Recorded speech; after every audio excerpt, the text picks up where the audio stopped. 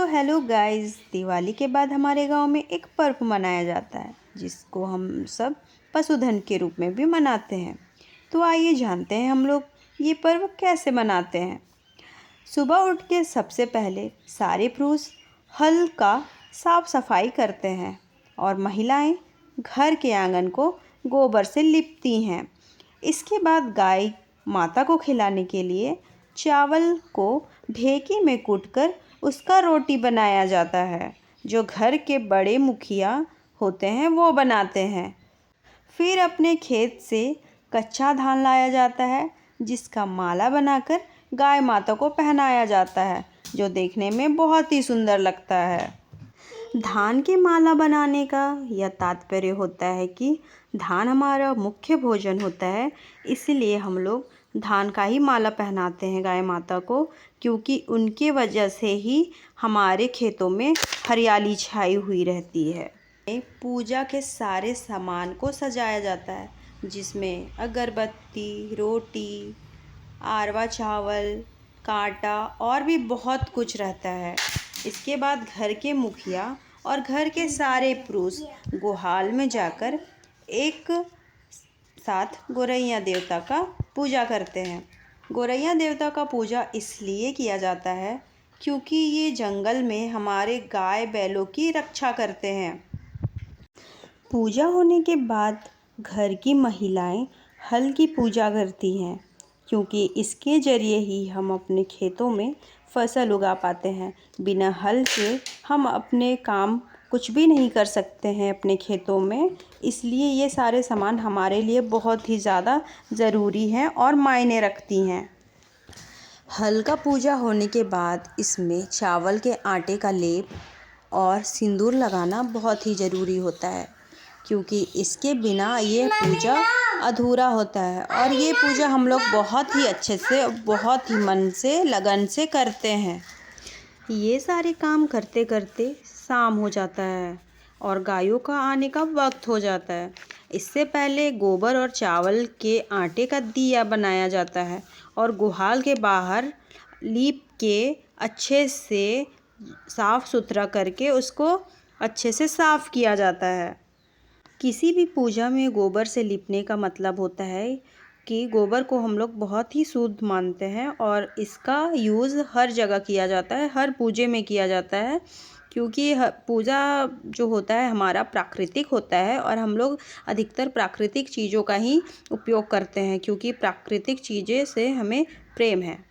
गुहाल के बाहर साफ सफाई होने के बाद चावल के आटे का रंगोली बनाया जाता है, जो कि देखने में बहुत ही सुंदर होता है। रंगोली बनाने के बाद इस पे हम लोग अच्छे से वाइट सा रंगोली बनाते हैं और इसमें सिंदूर डाल के इसको बहुत अच्छे से सजा देते हैं, जो देखने में बहुत ही ज़्यादा सुंदर होता है। रंगोली बन जाने के बाद गोबर और चावल के दिए को जलाया जाता है। दिया को जलाया जाता है गाय माता के स्वागत के लिए, जो देखने में बहुत ही ज़्यादा सुंदर लगता है। गाय माता आने के बाद सबसे पहले उन्हें गुहाल में घुसा दिया जाता है। गुहाल में घुसाने से पहले दिया जलाया जाता है। दिया को गायों के सामने रखा जाता है, जो देखने में बहुत ही सुंदर होता है, और गाय एक एक करके गुहाल में प्रवेश करती हैं। सारे गुहाल को अच्छे से सजाया जाता है, बहुत ही अच्छे से सुंदर से पत्तों से सजाया जाता है, ताकि गाय माता को अच्छा लगे। गाय माता के आने के बाद घर की सबसे बड़ी जो महिला होती हैं, जो घर की मुखिया होती हैं, गाय माता की पूजा करती है। इसके बाद एक एक करके सारी महिलाएं गाय माता की पूजा करती हैं। यह प्राकृतिक पर्व हमारे आदिवासी समाज में बहुत ही अच्छे से मनाया जाता है, क्योंकि ये पर्व सिर्फ पर्व ही नहीं होता, हमारे भावनाओं के साथ जुड़ा होता है। इस प्रकार यह त्यौहार हमारे लिए बहुत ही मायने रखता है, क्योंकि पशुधन के कारण ही हम अपने घरों में अनाज उगा पाते हैं और बहुत अच्छे से पूरा साल इनकी सेवा करते हैं और ये हमारी सेवा करते हैं। पूजा हो जाने के बाद गायों को गुहाल से निकाला जाता है और गायों का नज़र उतारा जाता है, क्योंकि माना जाता है कि गाय घर की लक्ष्मी होती है और जिस दिन यह पर्व मनाया जाता है उस दिन गायों को नज़र लग जाती है। इसलिए गाय को निकालने से पहले उनका नज़र उतारा जाता है सरसों से। उसके बाद ही गायों को घर से निकाला जाता है, मीन्स कि उनके घर से गुहाल से निकाला जाता है और उनको अच्छे से निंछा जाता है, जिसको हम लोग नज़र उतारना भी बोलते हैं। ढोल और नगाड़ों के साथ गायों को निकाला जाता है घर से और पानी पिला के फिर उनको अंदर कर दिया जाता है।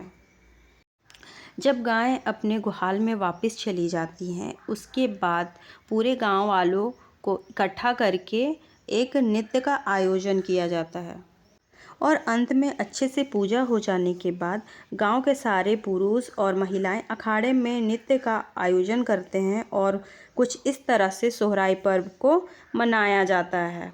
अच्छे से ढोल और नगाड़ों के साथ ताल मिलाया जाता है। लोग यहाँ पे डांस करते हैं, एक दूसरे को सोहराई पर्व की शुभकामनाएं देते हैं और कामना करते हैं कि यह पर्व अगले बार और भी अच्छे से मनाया जाए